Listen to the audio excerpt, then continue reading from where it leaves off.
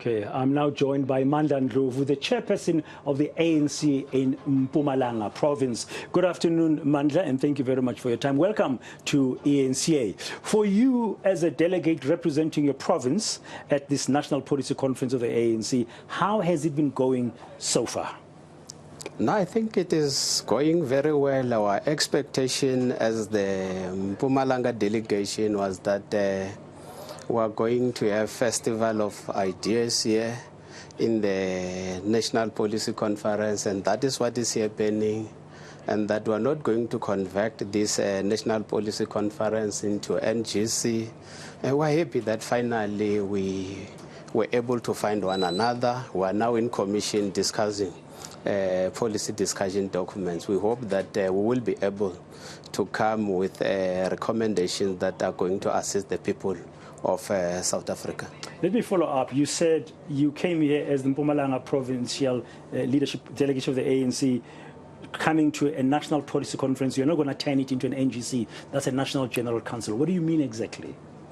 I mean that when you go to policy conference, maybe the starting point will be the NEC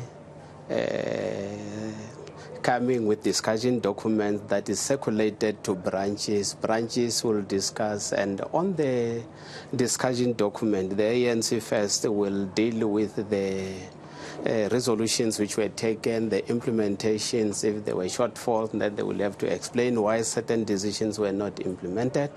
Then from there, they will come with recommendations on how to improve in terms of performance. So that is what we are here for.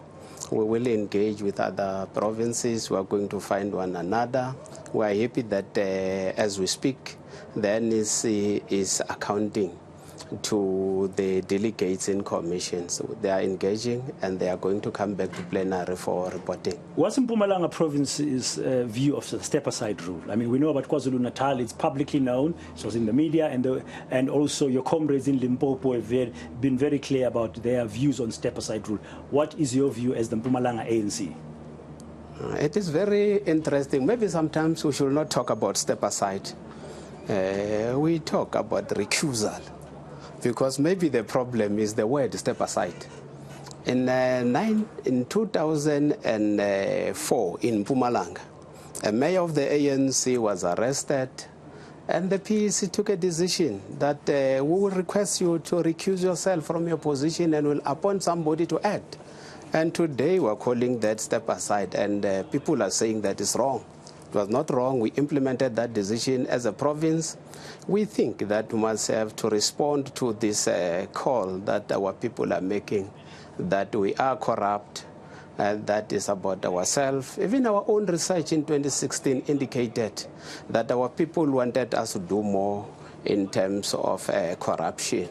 So as a province, we think that we must have to implement step aside. So you support it. Your view, unlike the others, is that it is valid and it will assist you to deal with corruption, for example. Yeah, our thinking is that those that are saying that we must scrap step aside, I don't know whether we have got this concept of scrapping ourselves out of government. If we're going to scrap step aside, we must know that we'll be scrapping ourselves out of government, our understanding as a province, because the ANC should be predictable. We cannot come here, people are complaining already.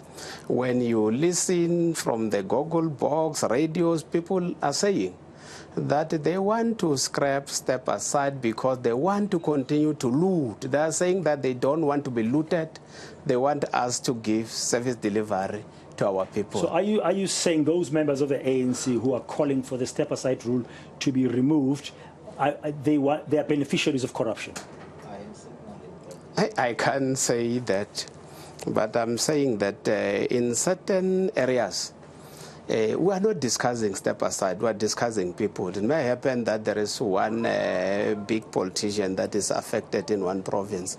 So instead of discussing step-aside, you discuss that person. So our wish is that we must discuss step aside, whether step aside is assisting the ANC to reclaim our lost ground or not.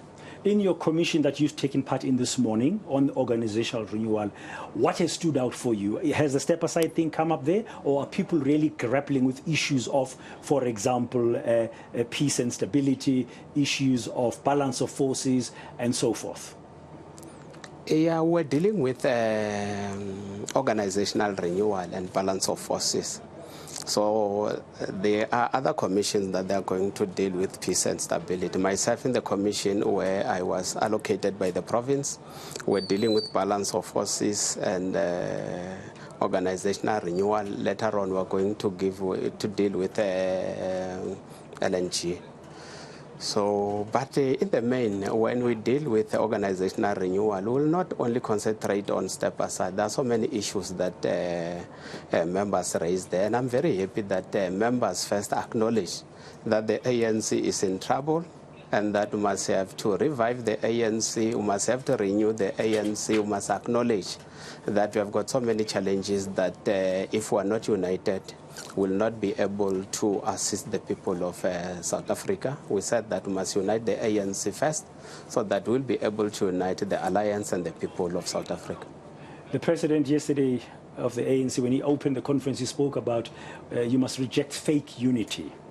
If you want to unite the ANC, for you as a leader of the ANC in Mpumalanga province, what does fake unity look like? Yeah. Fake unity is that every day you will condemn factions. We indicated from the province that is faction every day, but we continue to participate in factions. So we'll not unite for the sake of uniting if there is a mistake that has been committed by a So you need to walk the talk. If you condemn a faction, you must not be part of a faction. Yeah. That's your view. Yeah. Okay. Acknowledging a problem, you said ANC is you are agreeing as members that we have a problem.